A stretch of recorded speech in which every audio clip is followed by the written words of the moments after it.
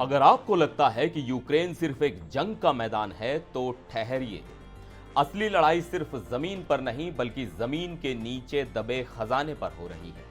ऐसा खजाना जिसकी वजह से अमेरिका और रूस दोनों की नजरें इस देश पर टिकी हुई हैं। यूक्रेन के पास दुनिया के सबसे जरूरी क्रिटिकल मिनरल्स का 5% हिस्सा है, यानी वो मिनरल्स जिनके बिना इलेक्ट्रिक व्हीकल से लेकर मिलिट्री डिफेंस और रिन्यूएबल एनर्जी तक कुछ भी संभव नहीं है। अमेरिका ने यूक्रेन से इन मिनरल्स को एक्सेस करने की डील की पेशकश की है। क्या है ये डील? अमेरिका को इससे क्या मिलेगा और यूक्रेन इस डील के लिए तैयार क्यों हो रहा है? आइए इस पूरी कहानी को डिटेल में समझते हैं। सबसे पहले तो यह समझ लीजिए कि यूक्रेन की धरती में करीब 20,000 मिनरल डिपॉजिट्स हैं, यानी खनिजों की खदानें, और ये 116 तरह के हैं। अब इनमें से कुछ बड़े बड़े नाम हैं, जैसे ग्रेफाइट जो इलेक्ट्रिक गाड़ियों की बैटरी बनाता है। यूक्रेन के पास इसका 19 मिलियन टन का भंडार है जो इसे दुनिया के टॉप 5 देशों में लाता है। फिर टाइटेनियम, हवाई जहाज और पावर प्लांट के लिए मजबूत मेटल, यूरोप का 7% यही है। टाइटेनियम की यह खासियत है कि यह जंग नहीं पकड़ता, हाई टेम्परेचर को झेल सकता है और सुपर स्ट्रॉन्ग मटेरियल है, इसलिए एविएशन और डिफेंस इंडस्ट्री में इसकी भारी डिमांड है। इसके अलावा लिथियम भी है जो आपके फोन की बैटरी में जान डालता है। यूरोप का 1/3 हिस्सा यूक्रेन के पास है। लेकिन असली खेल तो रेयर अर्थ मिनरल्स का है। अब ये क्या होते हैं? ये 17 खास तत्वों का ग्रुप है, जैसे लैंथेनम, नियोडिमियम और डिस्प्रोजियम। नाम तो थोड़े टेढ़े मेढ़े हैं, लेकिन इनका काम समझ लीजिए। आपके स्मार्टफोन की स्क्रीन, ईयरबड्स, इलेक्ट्रिक मोटर और यहां तक कि मिसाइलों के गाइडेंस सिस्टम में ये यूज होते हैं। यूक्रेन के पास इनका बड़ा भंडार है। यूरोप का आधा हिस्सा यहीं से आ सकता है। मिसाल के तौर पर नियोडिमियम नाम का रेयर अर्थ मिनरल ये इतना पावरफुल मैग्नेट बनाता है कि इसके बिना विंड टरबाइन या इलेक्ट्रिक कार का मोटर बनाना मुश्किल है। और हां, डिस्प्रोजियम ये हथियारों में यूज होता है क्योंकि ये बम और मिसाइल को हाई टेम्परेचर झेलने की ताकत देता है। यूक्रेन की मिट्टी में ये सब भरा पड़ा है, लेकिन अभी तक ज्यादातर अनछुआ है।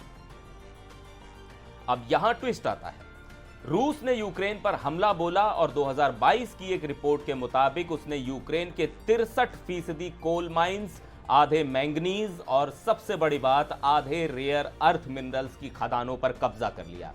अब सोचिए, ये रेयर अर्थ मिनरल्स क्या कर सकते हैं? जैसे कि प्रेसियोडिमियम, ये आपके टीवी और लैपटॉप की स्क्रीन को चमकदार बनाता है, या फिर सेरियम जो कार के एग्जॉस्ट सिस्टम को साफ करता है।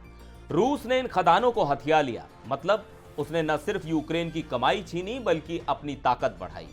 यूक्रेन की इकोनॉमी मिनिस्टर कहती हैं कि $350 बिलियन का खजाना अभी रूस के कब्जे में है, यानी करीब 28 लाख करोड़ रुपए। और ये रेयर अर्थ मिनरल सिर्फ पैसा ही नहीं, पावर भी है। इनके बिना न तो हथियार बनते हैं न टेक्नोलॉजी चलती है। अब आप समझ गए होंगे कि अमेरिका को इसमें इतनी दिलचस्पी क्यों है, लेकिन इस दिलचस्पी के पीछे एक और वजह है।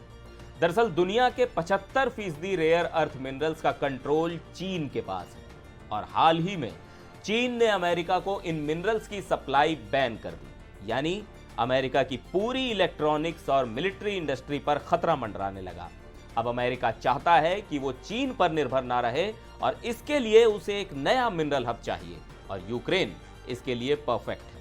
अब यूक्रेन के लिए क्या है इस डील में? यूक्रेन के पास रेयर अर्थ का खजाना तो है, लेकिन उसे निकालने की टेक्नोलॉजी और पैसा नहीं।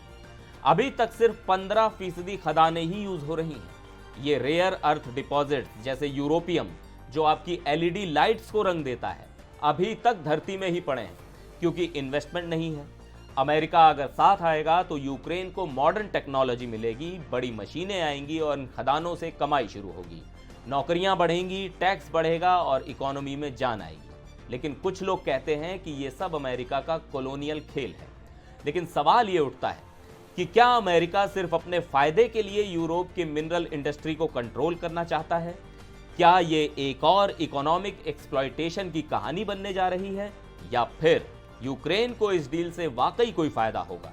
रूस की जंग से पहले ही यूक्रेन बुरी हालत में है।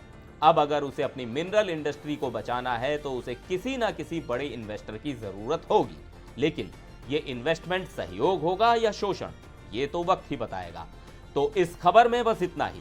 वीडियो पसंद आया हो तो लाइक और शेयर जरूर कीजिएगा, और हाँ, देश और दुनिया की और भी खबरों के लिए एनडीटीवी इंडिया को सब्सक्राइब करना ना भूलें।